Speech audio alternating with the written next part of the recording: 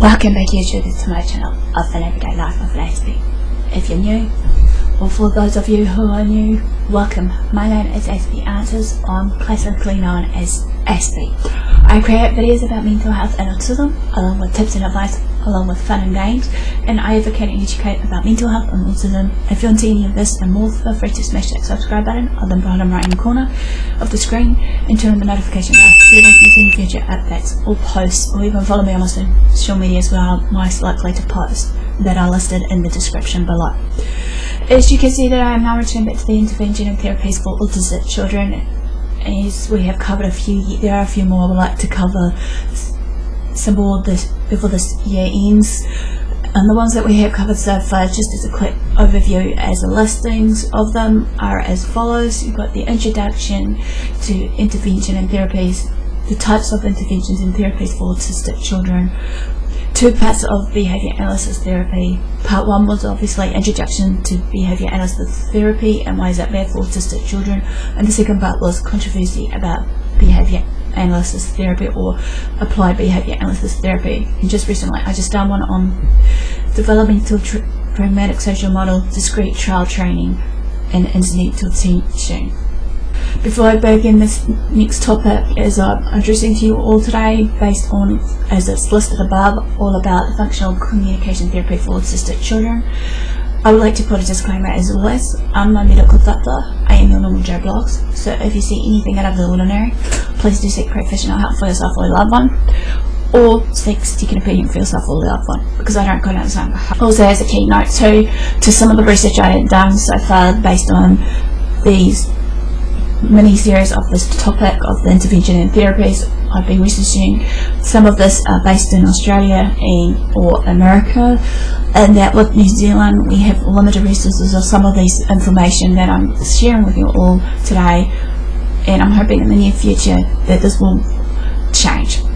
Okay, as I said before, many times before, many people tend to question, right, over and over again about the different types of treatments and therapies. And while I am here, I'm hoping to discuss this with you all to gain a clearer and better understanding, so that it avoids any misunderstanding or confusion based on each and every single one. So, like, for starters, the functional communication therapy, the type of therapy this is a therapy-based type, kind of intervention plan. The claim here obviously for this is that it does improve communication and reduces difficult behaviours for children that you may have known that may have meltdowns or tantrums or what have you, or anything for that in that matter that is, you feel you define it as difficult behaviour to handle for your children. Some research has shown positive effects. More research is needed though, however. And functional communication training, or FCT as it's abbreviated down to, is used to improve communication and reduce difficult behaviour in children with autism spectrum disorder, or ASD, and same as basically that research has shown also that when FCT is used as part of an overall behavioural intervention, it does reduce difficult behaviours. The question you may be asking today is, what is functional communication therapy? Basically, functional communication training in this case. Functional communication training, or FCT, is used to improve communication and reduce difficult behaviour in children with autism. So this is like focusing or replacing difficult behaviours with more appropriate communication that achieves the same thing. Functional communication therapy is often used in combination with other behavioural interventions. Functional communication therapy is also known as a descriptive verb or another clinical term for speech therapy. FCT is also a major part of the positive behaviour support that I'm hoping to actually address maybe that later today. Your next question is, who is functional communication training for? Functional communication training, or FCT, is designed for children with autism spectrum disorder who shows difficult behaviours. What is functional communication training, or FCT, is used for is basically functional communication training, or FCT FCT is used to identify the purpose of a difficult behaviour and to teach an easier, more appropriate way of communicating the same thing.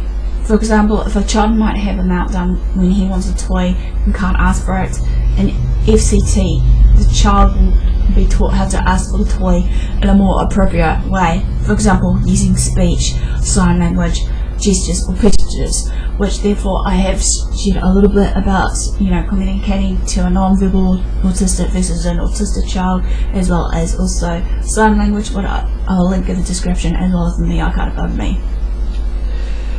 Where does functional communication training or FCT come from? The first research in the area of functional communication was conducted in the 1980s in the United States.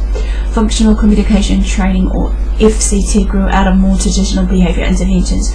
People receiving these older style interventions tended to go back to behaving in difficult ways after the intervention. FCT was designed to achieve longer term changes in behaviours.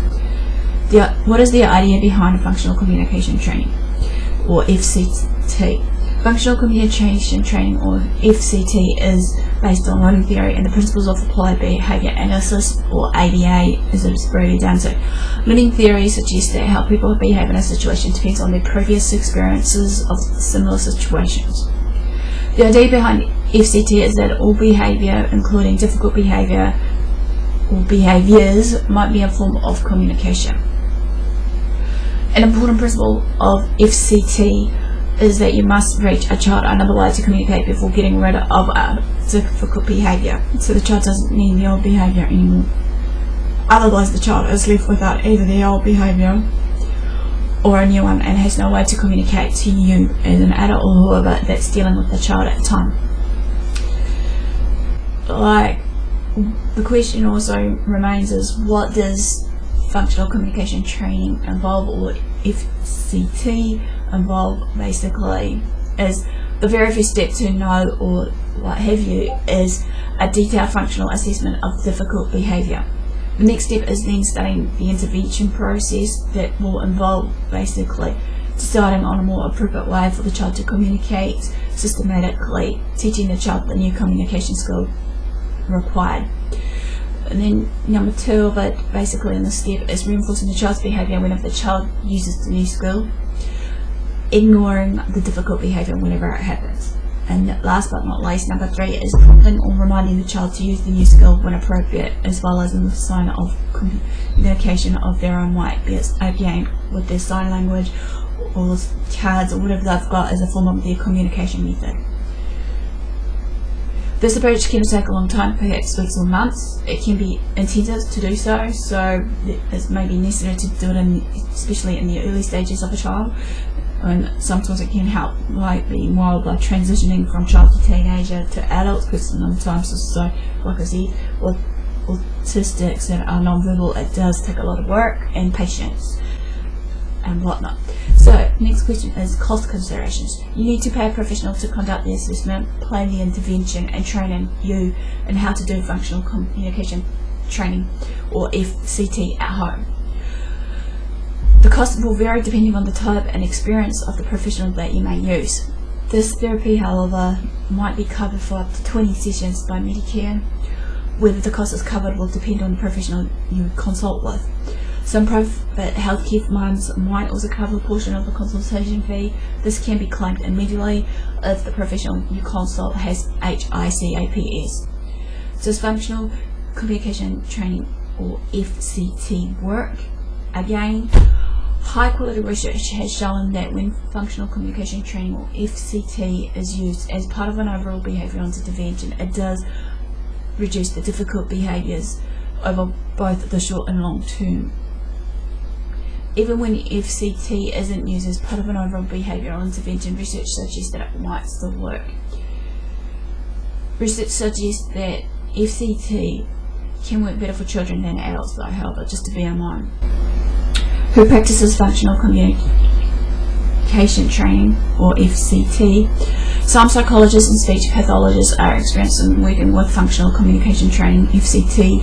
You need to find out about the experience of the professionals you choose to work with by maybe seeing if they've got the credentials to do the job with you. Parent education, training, support and involvement. If your child is taking part in an intervention that uses functional communication training or FCT, you're heavily involved, because obviously every child needs their parents to be their guide and support, no matter what age and stage they're in their life. The FCT therapist trains you to do the intervention with your child at home, and you do training sessions of 10 to 30 minutes each day with your child. You also have to reinforce the replacement behaviour throughout the day. Where can you find a practitioner? Or you can find practitioners by going to Australian Psychological Society, finding the psychologist, Speech Pathology Australia to find a speech pathologist. If you're interested in functional communication training or FCT, it's a good idea to talk about it with your GP or one of the other professionals working with your child. You could also talk with your NDIA planner, NDIS early childhood partner, or NDIS local area coordination partner if you have one in your country. So this quickly ends a real short brief information about functional communication therapy.